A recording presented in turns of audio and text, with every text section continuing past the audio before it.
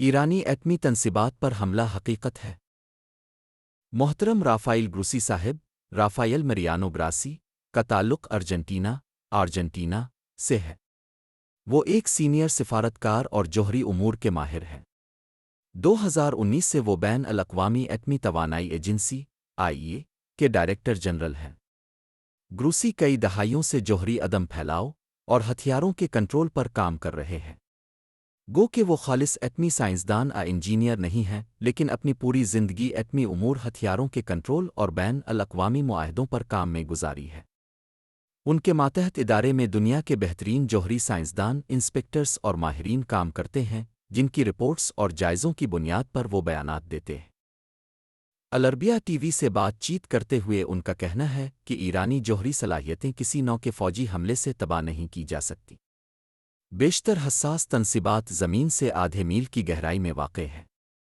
ان کا کہنا ہے کہ میں کوئی سنی سنائی بات نہیں کرتا، بلکہ نومبر 2024 میں نے ذاتی طور پر ایران کا دورہ کیا اور فردو اور نتنز کی انریچمنٹ سائٹس کا وزٹ کیا تاکہ وہاں پر نئے سینٹریفیوجز کی ترقی کا جائزہ لے سکوں۔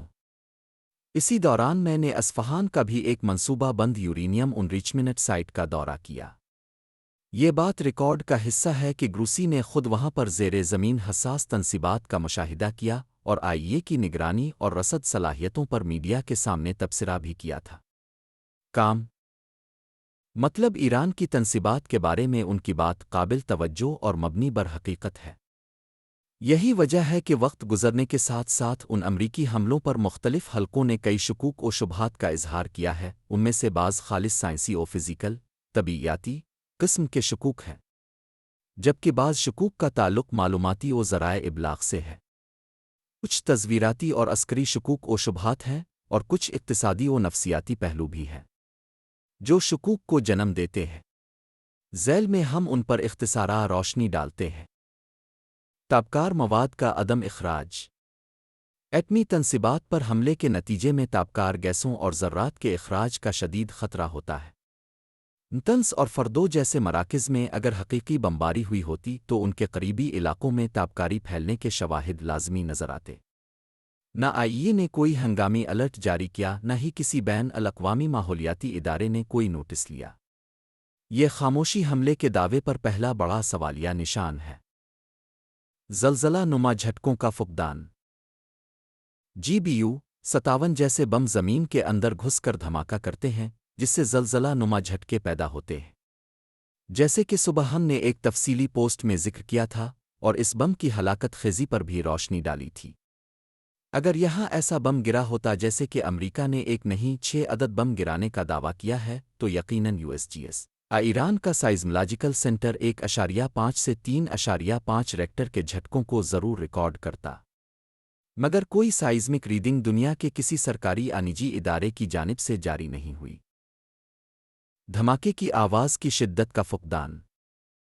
اتنے بڑے بم کا دھماکہ میلوں دور تک گرجدار آواز کے ساتھ سنا جاتا ہے، خاص طور پر رات کے وقت۔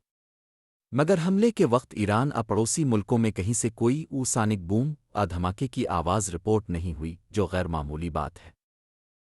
سیٹلائٹ تصویری ثبوت کی عدم موجودگی۔ کسی بھی حملے کے بعد پلینٹ لیبز دیگر تجارتی سیٹلائٹ کمپنیاں متاثرہ مقامات کی امیجری جاری کرتی ہیں۔ افغانستان، یوکرین اور غزہ میں ایسے ثبوت عام ہیں، مگر اس مبینہ حملے کے بعد کسی بھی عالمی یا ایرانی ذریعے نے کوئی واضح تصویر ثبوت پیش نہیں کیا۔ ایمرجنسی اقدامات لاک ڈاؤن۔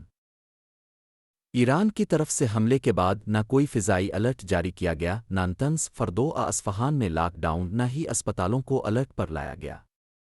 اگر حقیقی خطرہ ہوتا تو حفاظتی اقدامات ضرور کیے جاتے۔ آخر ایٹمی تنصیب پر حملہ ہونا تھا، کوئی مذاق تو نہیں۔ جانی نقصان کی اطلاع نہیں۔ ایسی تنصیبات میں درجنوں سائنسدان اور سیکیورٹی اہلکار ہر وقت موجود ہوتے ہیں۔ اگر حملہ ہوا ہوتا تو کچھ زخمی جاں بحق ضرور ہوتے اور ان کی تصاویر جنازے اہل خانہ کی گفتگو سامنے آتی۔ ایسا کچھ بھی نظر نہیں آیا۔ عینی شاہدین کی خاموشی۔ فردو، قم کے قریب، نتنز، کاشان کے قریب اور اصفہان جیسے شہروں میں لاکھوں افراد رہتے ہیں۔ کسی بھی فرد نے نہ کوئی ویڈیو نہ تصویر نہ ہی کوئی بیان سوشل میڈیا پر شیئر کیا۔ اس سطح کی مکمل خاموشی حقیقت پر سوال اٹھاتی ہے۔ اسرائیلی میڈیا کی اجارہ داری۔ تمام خبریں اسرائیلی میڈیا جیسے آرمی ریڈیو، دیوت اہرونوت اور ٹائمز آف اسرائیل نے سب سے پہلے اور سب سے زیادہ پھیلائیں۔ عالمی اداروں نے انہی ذرائع کا حوالہ دیا۔ اس سے اندازہ ہوتا ہے کہ بیانیہ صرف ایک طرفہ ذرائع سے کنٹرول کیا گیا۔ عالمی میڈیا کی ہچکچاہٹ۔ ایسے بڑے واقعات پر الجزیرہ، CNN اور BBC فوری اپنی آزاد تحقیقات سے تصدیق کرتے ہیں، مگر اس واقعے پر تمام ادارے محتاط الفاظ جیسے الج ریپیٹڈلی مبینہ استعمال کرتے رہے، گویا انہیں خود بھی یقین نہ ہو۔ ایران کا مبہم اور محتاط رد عمل۔ ایران نے حملے کی تصدیق تو کی ہے، لیکن ہلکے انداز میں۔ اتنے اہم حملے پر صرف تحفظات سفارتی مذمت تک محدود رہنا معمولی بات نہیں۔ یہ خاموشی کئی سوالات کو جنم دیتی ہے۔ سوشل میڈیا کی غیر معمولی خاموشی۔ کسی بھی بڑے واقعے کی سب سے پہلی گواہی سوشل میڈیا پر ملتی ہے، مگر اس واقعے کے بعد نہ کوئی GPS فوٹیج، نہ ٹویٹر پر وائرل تصاویر، نہ انسٹاگرام پر کوئی مواد سامنے آیا۔ یہ غیر فطری ہے۔ کوئی ایک آدھ ویڈیو تو امریکی خود جاری کرتے لے دے کر اس حملے کے نام پر جو ویڈیو جاری ہوئی وہ بھی بعد میں جعلی ثابت ہوئی۔ امریکی فضائی مشن کے کوئی نشانات نہیں۔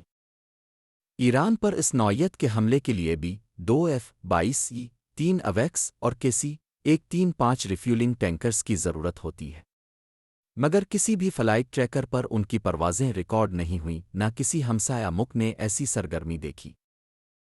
ہمسایہ ملکوں کی مکمل خاموشی۔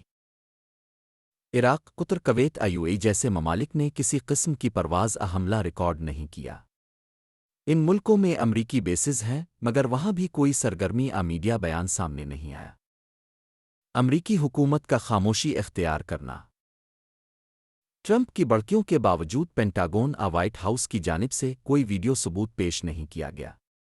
ماضی میں جنرل قاسم سلیمانی اسامہ بن لادن کے قتل جیسے واقعات پر فوری ثبوت دیے گئے تھے۔ یہاں ایسی کوئی بات نہیں کی گئی۔ ایران کا جواب غیر متناسب رہا۔ ایران نے صرف محدود پیمانے پر بیلسٹک میزائل داغے، وہ بھی اسرائیل کے خلاف، جس کے ساتھ جنگ کئی روز سے چل رہی ہے، جبکہ اگر ایٹمی تنصیبات تباہ ہوئی ہوتیں تو جوابی کارروائی زیادہ شدید، ہماگیر اور بین الاقوامی سطح پر مؤثر ہوتی۔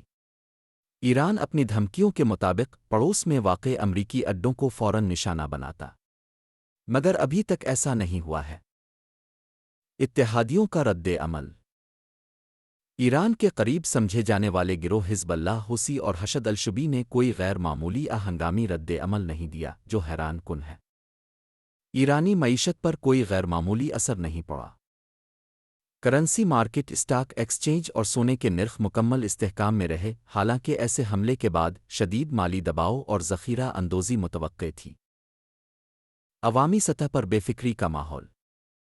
ایرانی عوام کی طرف سے نہ اشیاء ضروریہ کی ہنگامی خریداری ہوئی، نہ سڑکوں پر خوف و ہراس، نہ ہی نقل مکانی احتجاج دیکھے گئے، یعنی کوئی خاص تبدیلی دیکھنے میں نہیں آئی۔ حالانکہ ایٹمی پلانٹ پر حملے کے وقت کھلبلی مچنی چاہیے تھی۔ اسرائیل کے لیے F-17 کی ضرورت۔ ایران کی میزائل کارروائی نے اسرائیل کو اندرونی و بیرونی سطح پر شدید ترین دھچکا دیا ہے۔ اسرائیلی حکومت کو اپنی عسکری ناکامی کو چھپانے کے لیے کوئی فتح نما بیانیہ درکار تھا۔ امریکی حملے کی خبر چاہے فرضی ہی ہو، ایک فتح کے طور پر پیش کی گئی تاکہ داخلی سیاست، فوجی ناکامی اور عوامی غصے سے بچا جا سکے۔ میڈیا میں اسے بڑا چڑھا کر پیش کرنا اسی F-17 حکمت عملی کا حصہ ہو سکتا ہے۔ یہی وجہ ہے کہ امریکی حملے کو نتن یاہو اپنی دلیرانہ کارروائی قرار دے رہا ہے۔ نفسیاتی جنگ کا پہلو۔ یہ ممکن ہے کہ حملے کی خبر کا مقصد صرف ایران کو نفسیاتی طور پر دباؤ میں لانا ہو تاکہ وہ مذاکرات میں پسپائی اختیار کرے یا اپنی عسکری سرگرمیاں محدود کر دے۔ اسے کہا جاتا ہے جو امریکہ اور اسرائیل کی مشترکہ حکمت عملی ہو سکتی ہے۔ یہ کچھ غیر یقینی امکانی نکات ہیں جن کی طرف ماہرین نے اشارے کیے ہیں۔ باقی حقیقت حال تو اللہ پاک ہی بہتر جانتا ہے۔